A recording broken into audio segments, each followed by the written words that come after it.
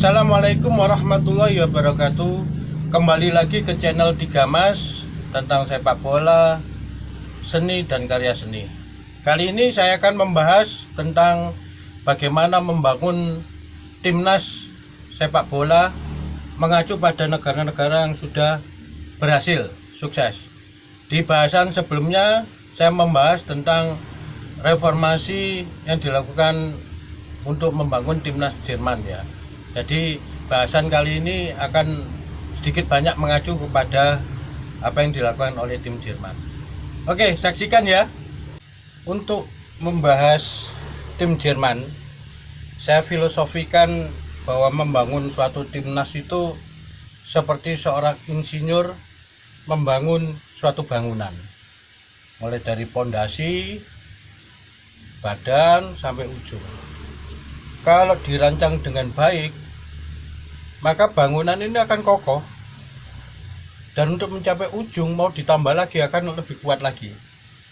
Jadi membangun timnas pun filosofinya seperti itu menurut saya, supaya menjadi kuat.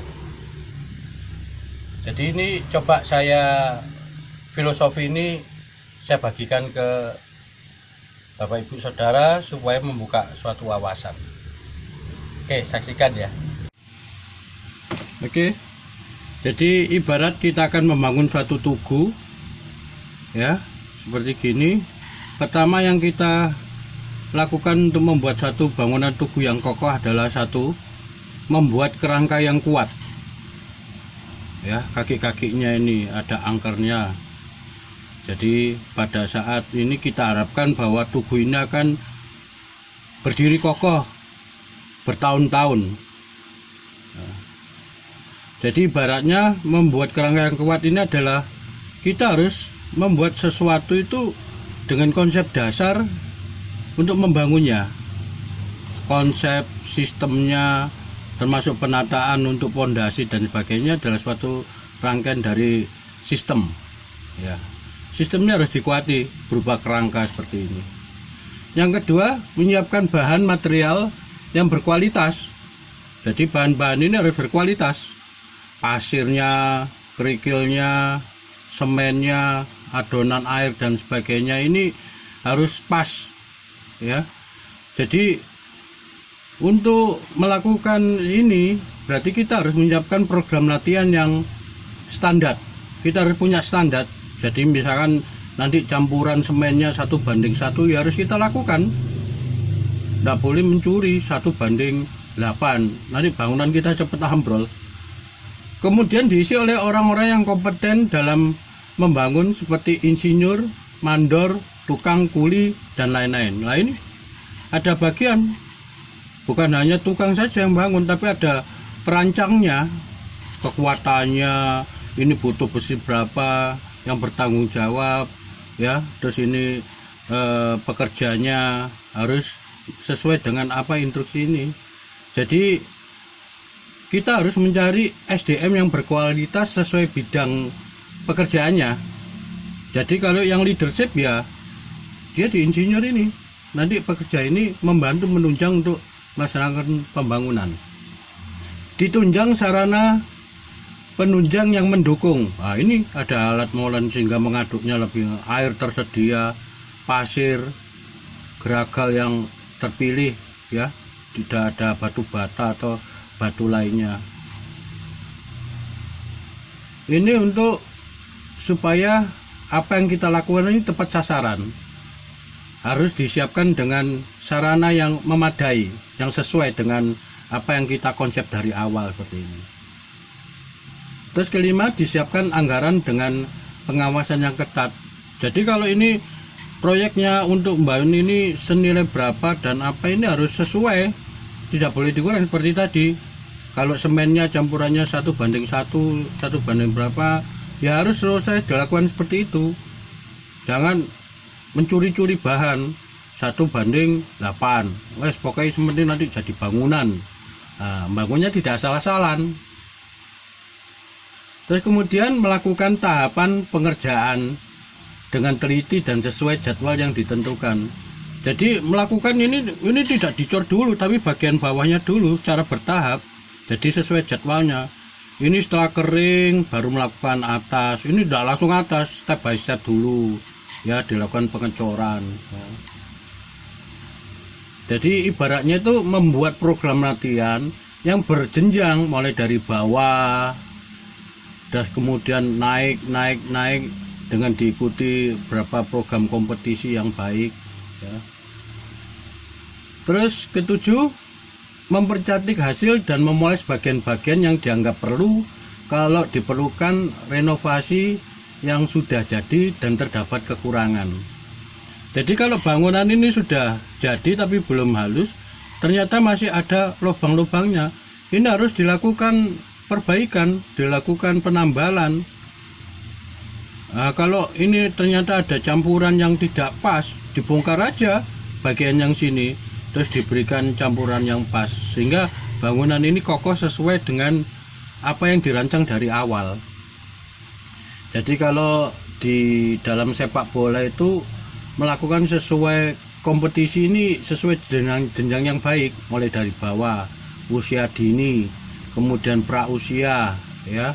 Kompetisinya harus ada sebelum maju ke divisi-divisi yang berjenjang, mulai Liga 3, Liga 2, Liga 1 atau Liga Utama.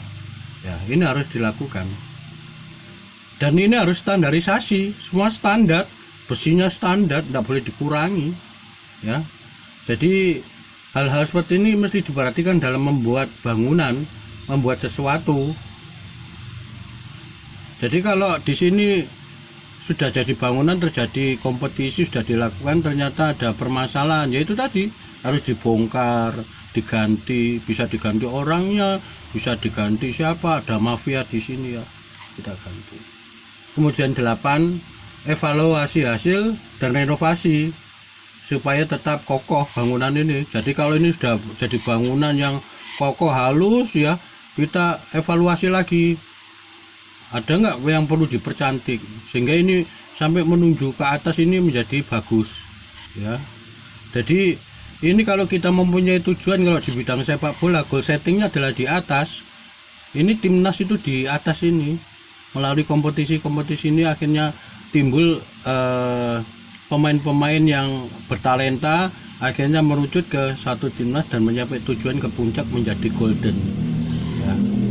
Nah, bangunan yang saya maksud tadi kalau sudah jadi seperti ini, kokoh ya, ada pondasinya kuat ya. Ini jadi yang paling dasar ini adalah pendidikan usia dini dalam sepak bola itu dengan standarisasi cara latihan. Jadi seperti pendidikan ada SD, ada TK, ada SD, ada tesnya untuk lulus dari TK ke SD, ada tesnya, kelas 1, kelas 2 ada tesnya. Ya, ini yang dasar. Sehingga kita ingin mencetak pemain-pemain yang hebat harus melalui proses ini dulu. Terus kemudian melanjut ke pondasi yang kedua, program latihan pra usia dan kompetisi yang baik. Jadi di kompetisi pra usia ini harus benar-benar berjalan dengan baik. Seleksinya, wasitnya, instruktur pertandingan dan sebagainya. Tidak ada mafia, tidak ada kecurangan, tidak ada istilahnya nyolong umur. Wah, kalau di Indonesia ini sering terjadi ini. Anak usia misalkan SD kelas 6, tapi yang tampil wah, anak SMP, anak SMA. Dan ini faktual. Kemudian dasar yang lebih atas lagi, seleksi pemain pra usia. Lah ini harus ada seleksi dan kompetisi yang jelas nanti. Lah setelah dia menjenjang usia ke dewasa, ini seleksinya adalah untuk masuk ke Liga Pro ya. Jadi mulai tonggak ini melalui jenjang pertama dia masuk ke kelas 3 divisi kelas 3, kemudian divisi kelas 2, baru kalau dia memang memenuhi standarnya bisa masuk ke divisi utama. Dan itu peningkatan itu pasti. Nah, dari divisi utama ini nanti akhirnya terjaring pemain terbaik untuk menjadi timnas, untuk mencapai tujuan dari suatu negara menjadi golden ini ya, sehingga dia menjadi juara yang diharapkan oleh negara. Jadi ini yang penting adalah kompetisi yang dijalankan ini harus benar. Jadi memberantas praktek-praktek kecurangan, pengaturan skor, mafia wasit, mafia judi, mafia bola, korupsi dan lain-lain. Ini harus ada regulasi yang tepat sehingga bisa memberantas hal-hal seperti ini, menghambat majunya persepak bolaan. Ibaratnya seperti itu. Jadi seleksinya nanti berjenjang, bertahap, mulai dari usia dini, terpilih, ya akhirnya naik. Dan semua itu, bangunan itu, mulai dari dasar, itu adalah kebijakan dari induk dari olahraga tersebut. Semua diatur dengan regulasi yang tepat. Ya. Bangunan akan kokoh berdiri karena dirancang dengan benar. Kalau sudah nyampe di sini, pembentukan timnas ya oleh pemain terbaik klub dari kompetisi yang berjalan. Jadi klub-klub yang ada di sini kalau ada pemain terbaiknya harus siap pemainnya untuk diambil menjadi satu kesatuan di timnas. Insya Allah dengan cara seperti gini berjenjang dengan baik ya, ini akan membentuk suatu timnas yang kokoh. Dan ini sudah dipraktekkan di Jerman, sehingga dia melakukan reformasi. Kalau ada ini yang rusak, ini di 2004 dia akhirnya memasukkan Jurgen Klinsmann yang dulu sempat menjadi bintang ya, jadi pelatih. Dan dia paham seorang pemain bola menangani bola ya memang bidangnya, jangan orang yang bukan bidangnya menangani sepak bola, nyadoain ndak bisa ya. Jadi ini yang penting. Akhirnya Jerman di 2004 mulai bangkit, ditata kokoh sekarang. Nah, sekarang tinggal menuju emasnya ini bertambah terus atau tidak.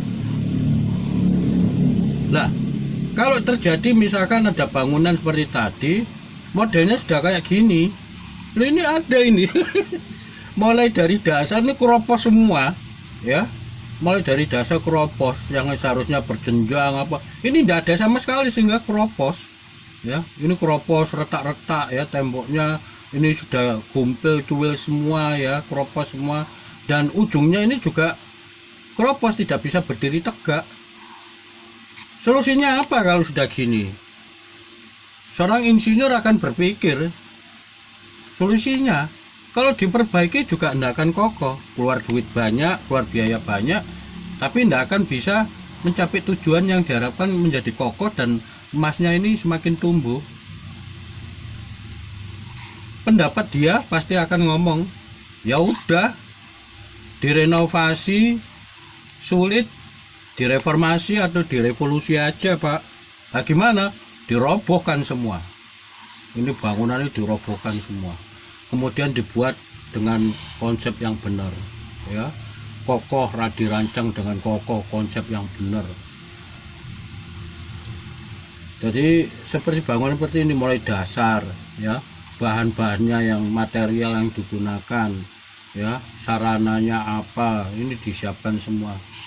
Nah kalau ini terjadi seperti ini sampai berapapun, kalau bangunan ini 2 tahun 3 tahun mau cari metode apa ditambal di apa ya tetap akan retak lagi, akan pecah lagi karena dasarnya sudah tidak kuat. Dasarnya sudah kayak gini. Yang ada di sini nih kasihan, kayak kambing hitam nanti, gak bisa menang, disalahkan, oh gak entos main ya. Ini yang terjadi. Dan saya tidak bicara tentang negara kita loh ya, tapi ini saya bicara filosofi tentang bangunan. Bapak Ibu simpulkan sendiri ya. Jadi kalau sudah bangunan seperti gini, seorang insinyur dari negara manapun, dari Mesir, dari Amerika, dari Rusia, dari Cina, selalu akan mengatakan lebih baik dirobohkan Pak, sama-sama keluar duitnya, kita bikin rancangan yang bagus ya, dirancang lagi. Orang-orang yang tidak kompeten, yang bikin keropos kayak gini ini kita buangi semua Pak. Material-material ini kita bangun, yang muda-muda ini pondasinya ini kita kuatkan, muda-muda ini. Nah seperti gini, nah nanti kokoh berjenjang lagi ya. Ini nanti kompetisi kita benahi, kita jalankan. Kalau sudah gini memang susah ya. Saya sependapat dengan insinyur tadi, lebih baik dibongkar, kita bangun lagi seperti ini dari awal, sama-sama keluar duitnya. Ini juga nambal, ini keluar duit tapi tidak bermanfaat, ngentekno anggaran negara. Di orang siapa, mau pimpinannya jenderal, mau pimpinannya orang partai, mau pimpinannya, tidak akan pernah bisa akan berdiri tegak. Ini filosofinya. Oke, catatan akhir untuk pembentukan timnas. Ya, setelah kita evaluasi seperti ini ya, kita tidak akan pernah berhasil membentuk timnas yang baik kalau kompetisi liga kita masih ada pengaturan skor, mafia wasit tidak profesional, asal-asalan, bentrok pertandingan antar supporter, antar pemain, wasit dan pemain, dan masalah keuangan baik PSSI maupun klub-klub di bawahnya. Ini untuk yang sudah berjalan di liga seperti itu sampai hari ini terjadi. Liga 2, Liga 3, Liga 1. Prausia ya, sekedar tahu di prausia anak tingkat SD SMP yang sering terjadi apa? Pencurian umur. Kemudian pemalsuan data pemain. Bukan pemainnya dia karena klubnya ingin menang atau timnya ingin menang, ambil pemain lain dipalsukan datanya. Ini terjadi hal yang biasa. Kalau sudah faktanya seperti ini, kita mengharapkan timnas kita maju, bagaimana? Nonsen. Untuk pengurus PSSI ya, jangan berharap timnas kita akan berprestasi di luar negeri, di dunia internasional, di level Asia, level dunia. Selama ini tidak dibenahi. Ini loh wajah PSSI kita, ini faktanya. Kalau persepak bola yang baik seperti Jerman, ini tugunya seperti gini. Kalau punya Anda itu seperti gini, bangunan reot mau runtuh, mulai dari dasar sampai apalagi bicara atas sudah gropos semua. Ini loh wajah Anda, ini yang harus dirubah. Ini sekedar usul aja. Untuk pengurus PSSI itu harus ada tes, ya, biar tidak asal jeplak ngomongnya, nggak dipikirkan dulu. Begitu timnas kalah, ganti pelatih, mau diganti selevel Jurgen Klinsmann, selevel Jurgen Klopp. Kalau pemainnya memang dasarnya tidak mampu, susah. Makanya orang-orang PSSI itu harus dikasih tes. Kalau orang bicara bola ya harus bisa bola. Orang bicara rumah, bangun rumah ya orang arsitek. The right man on the right place. Apa itu? Ya kalau orang PSSI harus tesnya minimal menguasai dasar bola. Dites, bisa kontrol enggak, ditendang, bola bawah, bola atas. Bisa nendang enggak? Lurus enggak tendangannya? Minimal wes enggak usah susah-susah karena sudah tua-tua pengurus PSSI. Suruh juggling aja dah. Kalau juggling bola aja enggak bisa mau bicara bola. Nonsen. Ya. Kenapa saya ngomong suruh juggling? Karena untuk orang bisa juggling, kontrol bola itu membutuhkan proses. Tidak seperti mie instan, tuang, dek-dek, diaduk, dipanasin, taruh meja, taruh piring, udah bisa disantap. Bola itu perlu proses. Ya, Anda mau pinter juggling, kalau tidak pernah pegang bola, Anda akan bisa. Apa 1-2 hari pegang bola terus bisa juggling? Nonsen.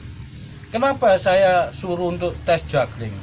Karena dengan tes juggling itu seluruh anggota tubuh mulai otak, pikiran, nafas, hati ini berperan semua sampai kaki bagaimana mengontrol bola, memantul-mantulkan bola. Ya. Dan yang kedua yang paling penting, pengurus PSSI itu harus dites TWK, tes wawasan kebangsaan. Soalnya supaya otaknya bersih, hatinya bersih, dan berjiwa nasionalis untuk membangun sepak bola Indonesia ini. Saya yakin kalau sudah dites wawasan kebangsaan tidak akan ada di bawah PSSI ini yang namanya pengaturan skor, mafia bola dan sebagainya. Ini lucu.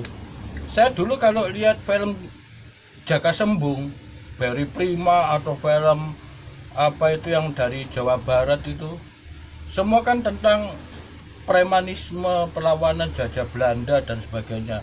Tapi intinya gini, kalau kepala desanya itu preman, bajingan ya, pasti warga desa ini ketakutan.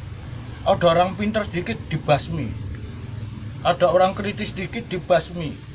Kenapa? Dia ingin menguasai desa itu. Ya selamanya kalau dipimpin preman, akhirnya aroma kehidupannya seperti preman. Ini ibaratnya seperti itu. Kalau ingin membenahi desa itu menjadi baik, ganti pimpinannya, direformasi, ganti semua pejabat-pejabat di bawahnya. Dipilih orang baik, orang pintar yang paham bagaimana membangun sesuatu. Kalau bicara bola ya orang yang paham tentang bola, bahwa bola itu perlu proses, tidak instan. Saya punya pemikiran bahwa untuk menjadikan timnas ini bibit-bibit muda, talenta anak-anak di daerah yang luar biasa ya. Kenapa sih saya ini prihatin? Indonesia ini 260 juta lebih.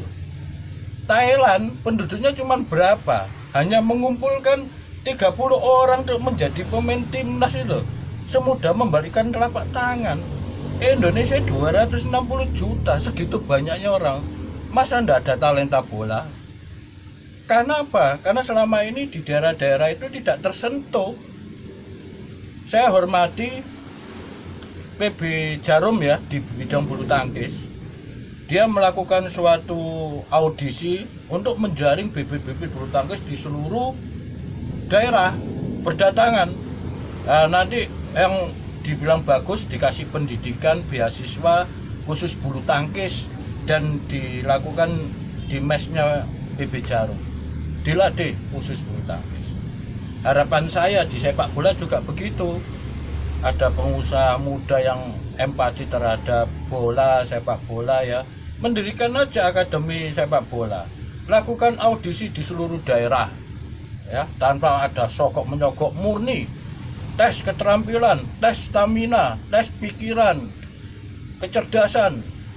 Kalau sudah lolos semua, tampung, bikinkan mes. Bikinkan khusus, ambil aja jenjang usia 12, 15 ya, 16, 19 dan sebagainya. Nah, akademi ini kalau sudah terbentuk, jangan diikutkan Liga Indonesia, Liga luar negeri ya. Tapi kan harus tetap dikasih wadah. Nah, ini masukan saya kedua. Liga amatir ini dihidupkan lagi. Anak-anak talenta muda yang dari akademi tadi bisa berkarir di liga amatir dulu seperti zaman dulu. Nah, nanti kalau dia seleksi bagus di liga amatir, tidak akan masalah dia masuk timnas, tidak perlu masuk ke liga profesional. Liga profesional dibenahi dulu, baru nanti statement ini bisa berjalan seiring. Tanpa melakukan reformasi dari PSSI yang sudah bobrok seperti ini, tidak akan bisa timnas kita maju ya. Sekali lagi, pengurus PSSI itu perlu dites semua itu. Semuanya cuma berpikir tentang uang, bagaimana bahwa suatu sepak bola itu melalui proses. Kalau orang karena dia tokoh PSSI kemudian bicara tentang bola yang tidak masuk akal, begitu sewa pelatih, oh enggak juara, pecat. Enggak juara, pecat. Ini orang gila. Ini saya bicara ini adalah saya punya cita-cita sepak bola Indonesia ini maju. Ya, kalau perlu dilakukan audisi untuk anak-anak daerah, karena banyak anak-anak daerah itu yang punya talenta muda. Nun sewu, banyak yang dari keluarga tidak mampu, tidak ada lagi sogok menyogok untuk masuk klub ya. Semua berdasarkan kualitas. Kita bicara kualitas sekarang. Kuantitas kita ini banyak tapi tidak terseleksi dengan baik ya. Liga amatir tolong dihidupkan. Pak Jokowi, Pak Presiden, tolong dah PSSI ini direformasi, dipugar aja Pak, ini bangunan rusak ini, dibentuk lagi seperti gini ya, ditata lagi sehingga cita-cita bangsa Indonesia bisa berprestasi di minimal di Asia itu akan tercapai untuk di bidang sepak bola. Selama bangunannya ini mau ganti pengurus siapa saja, mau ganti pimpinan siapa saja, mau jenderal, mau ulama ya, mau profesor, mau S3, kalau bangunannya seperti ini ya siap runtuh aja, tidak akan bisa maju PSSI ya. Oke, itu aja catatan terakhir dari video kali ini. Mohon maaf kalau ada salah kata dan kata-kata yang kurang berkenan, tapi ini cita-cita saya untuk sepak bola Indonesia. Salam olahraga.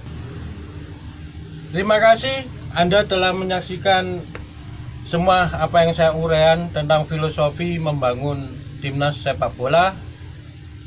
Jangan lupa, kalau Anda berkenan dengan channel kami 3 Mas, lakukan subscribe, like, komen, dan share. Itu saja yang bisa saya sampaikan. Terima kasih. Wassalamualaikum warahmatullahi wabarakatuh.